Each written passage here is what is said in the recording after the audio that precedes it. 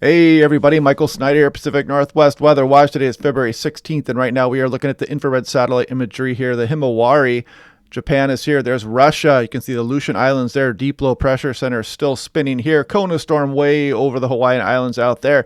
And this is what's going to continue out here, this troughing that's going to build this ridging across the Gulf of Alaska, which is in turn going to allow some Arctic air to approach the Pacific Northwest as we go on in through next week. You've probably been hearing about that on social media. We will be covering that here in some detail here in a moment. Looking at the GOES 18 satellite imagery here, you can see that Kona storm here, strong jet stream here going across Hawaii. A lot of severe turbulence reports out there yesterday. Anybody going back and forth from the islands probably had a pretty bumpy ride there yesterday if you were on one of those planes. Up towards the Pacific Northwest, this frontal system weakening as it approaches here. We're going to get some decent mountain snows across many of the Washington Cascades, some of BC here, but it's going to mainly miss the Oregon Cascades. A lot of energy drops down off the California coast there. Then we're going to turn the pattern change as we get this ridge out here across the Gulf of Alaska to retrograde a little bit here, turn this northwesterly northeasterly flow here across Pacific Northwest and allow some Arctic air to build up across British Columbia here. We have pretty high confidence in the arrival of this cold air. However, any kind of snow chances for any given area is still very low confidence at this point. Now, taking a look here, I wanted to show you that jet stream across Hawaii. They're pretty good speed here with that big kink in the jet stream there as that powered across the islands, causing the bumpy rides back and forth out there across the Pacific Ocean. Now looking here, a little bit closer to the Pacific Northwest, frontal system falls apart. A little bit of rain maybe for the Puget Sound, Southwest BC. Some mountain snows going on there, not too bad, but you can see it kind of misses the Oregon Cascades there. Another system riding down in the northwest flow there brings another round of mountain snows as you go on through Saturday there. And then we're going to go through the pattern change. More on that here in a moment. Look at it, 6 hour, 2 meter temperature minimum here. So you can see the white, when it turns to purple to white, that's where you are about freezing. So fairly chilly this morning out there. Warm up today, Friday morning. Shown here, not too bad. Maybe some freezing temperatures down to the Willamette Valley east of the Cascades there. Puget Sound not cooling off too bad Friday morning here.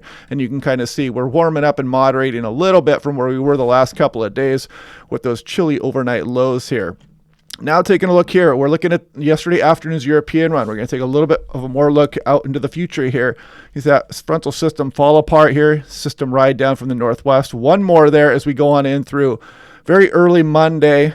Fairly weak system rides down there, and then you can see a more dynamic system start to set up here. Got this Arctic high going. We got kind of a low pressure developing here and trying to move into the west coast here, and that's what's going to bring the first round of snow chance as we go on in through early to mid next week coming up there. So there's a lot of uncertainty, and the models are in flux still on just how much of this cold air is going to get out, what's the upper air pattern going to be, what kind of low pressure system will develop with this Arctic air here as well. These all have huge implications on what kind of weather we will experience here down in the Seattle, Portland metro, Southwest BC as well. As you can see on into the extended, perhaps another system trying to move down to the north with another Arctic high all the way on in through early March there. So looks like we're going to stay pretty chilly and active here all the way through early March. Now looking at the northern hemisphere, there's Hawaii out there, there's Washington, Alaska, the North Pole is there, there's Russia. Put this into motion here, and you can see that weak system falling apart here. We got the ridging building, then it starts to retrograde here after a couple weak systems drop down, and then you can see the polar lobe open up over the Pacific Northwest, and this moves all the way down through California here as we go on in towards the end of next week as well. So some pretty active weather coming on in here, but these details have to be ironed out here. We still have a few more days to go before this system does arrive here, and things are going to be in flux back and forth day to day up until that point. Now taking a look here, we've got the European control on the left. We've got the GFS of last night's 06Z run on the right. This is 850 millibar temperatures and streamlined wind speeds here. Put this into motion. Ridging going off the coastline here. And look at the really good model agreement here. 850 millibar temperatures here. Pretty darn cold. Arctic air getting very close here, taking a little bit of a track off the shoreline here and back into western Oregon, western Washington there. So, there's going to be some discrepancy here on what's going on. And some of the models are showing kind of a strong offshore flow going on here, which might try to keep things a bit drier here, but would still be very cold here across Pacific Northwest. But again, we're looking too far out to be trying to pin down any of these details just yet. Now looking at 2 meter temperature anomaly, European on the left versus GFS on the right. So again, like I said, the confidence for cold air is actually quite high with this system here. You can see this cold air just bearing down. Good model agreement between the GFS and the European. You can see the GFS a little bit colder here, which is pretty usual. The GFS likes to introduce cold air into the region much more easily than the European does. But you can see in the European, pretty cold temperatures all the way out to near the coastline here across British Columbia there, get out towards the Washington, Oregon coast even. And you can see, look at this, negative 33, negative 30, a lot of negative 30s around here, below average. 30 degrees below average, I should say. That's not below zero. But you can see pretty good agreement between the GFS and the European there on just how cold we're going to get. And it hangs around a while here, too, as we go on all the way in through next weekend, shown there. Now taking a look here, this is 2-meter temperatures. What kind of actual temperatures could we experience here? Last night's European run. We're going to speed ahead. We're doing the upper 40s here. Overnight lows. Warming up during the daytime here. Now as we go into next week, watch this cold air kind of sag south across the region here. And you can see these really cold temperatures start to emerge across southwest BC, western Washington, western Oregon, eastern Oregon, Washington. Very cold. Some places getting down towards below zero possible here as we go on in towards February 23rd, 24th. And you can see some teens are possible for the Willamette Valley and the Puget Sound here as well. So interesting times coming up here, folks. We're going to get pretty darn right chilly here as we go towards the end of February, and quite active.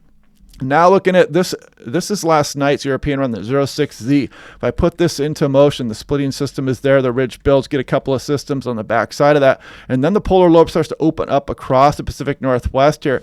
And the trajectory, like I expected, is kind of changing here a little bit, and this polar lobe is taking maybe a little bit more of an offshore flow component here across the region. But we'll see what the 12Z brings in here, and we'll talk about that as we do the video tomorrow. But the cold air looks like a pretty good bet. The snow, of course, is just purely fantasy for any given location here across Pacific Northwest. Do not get caught up in snow details yet. Now this is looking at Seattle-Tacoma International Airport and just trying to show you the variability here in some of the European ensemble runs as far as total snowfall for Seattle-Tacoma. You can see the mean around 2.5, getting up towards 4 inches here by the time you get towards early March. But that's just the ensemble mean. You can see all the variability in the individual ensemble members there, and the control run is actually down towards 2 inches there.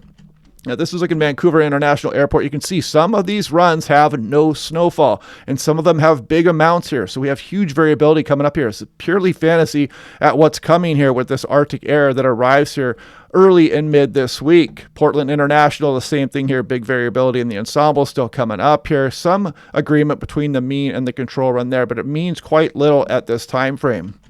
Now looking at Spokane, same thing here. Just trying to drive that into everybody's head here, the big variability of this Arctic air coming into the region here. Now this is looking at National Weather Service experimental out through February 23, 24 there. Risk of hazardous temperatures. You can see that extended that across the Puget Sound and some of the Willamette Valley here. And you can see the moderate goes all the way out to the coastline there, slight getting down into California there. So increase in the confidence of this cold air's arrival, risk of heavy precipitation. This just goes on through early March here, kind of highlights the west coast there. This is risk of heavy snow, of course, the Cascades. Looks like they even try to include the Willamette Valley there. I don't know if they meant to do that here, but the main threat right now isn't risk of heavy snow for the Willamette Valley. I'm just trying to point that out. We'll see how that trends here in the next few days. Risk of high winds for some of the west here as well. Kind of left western Washington, western Oregon alone on that one, though. But look at the 8 to 14 day temperature outlook they put out yesterday. This is all in through March 1st. Look at that bullseye there. 80 to 90% chance that we're going to be below average, and I agree with that as well. So nice bullseye there across Washington, Oregon, much of the Pacific Northwest. This is looking at Pacific North American Oscillation. We are clearly in negative territory. We're going to remain there all the way through the end of February shown here. That was the European deterministic. There's the GFS. There's the European ensemble. There's the GFS ensemble. There's the GFX extended. This goes on in through March here. This is the Canadian ensemble here, and this is the European weeklies. Check this out. Maybe we'll stay down here towards the beginning of March, then we'll warm up. Maybe we'll have some nice spring weather there coming on through early to mid-March. Who knows? But as you can see, for the foreseeable future, towards the end of February here, towards early March, we're going to be in negative Pacific North American Oscillation territory here. Hence, we're going to be dealing with the Arctic air during that time frame. So yeah, the stage is set here, folks, and high confidence in the cold air. Again, the snowfall is purely fantasy at this point. We have to work out all these details on how this cold air is going to move in here and what kind of low pressure system it's going to develop and how that will interact with the terrain. All kinds of stuff we need to watch over the next few days, but it is going to get cold here across Pacific Northwest as we go on in through next week. So anyway, yeah, I hope you guys are liking these videos. This is fun watching this day to day. We'll continue to work this out and look at these details day to day on this Arctic air moving down to the region. Yeah, and we'll do this again tomorrow, and I will talk to you guys then.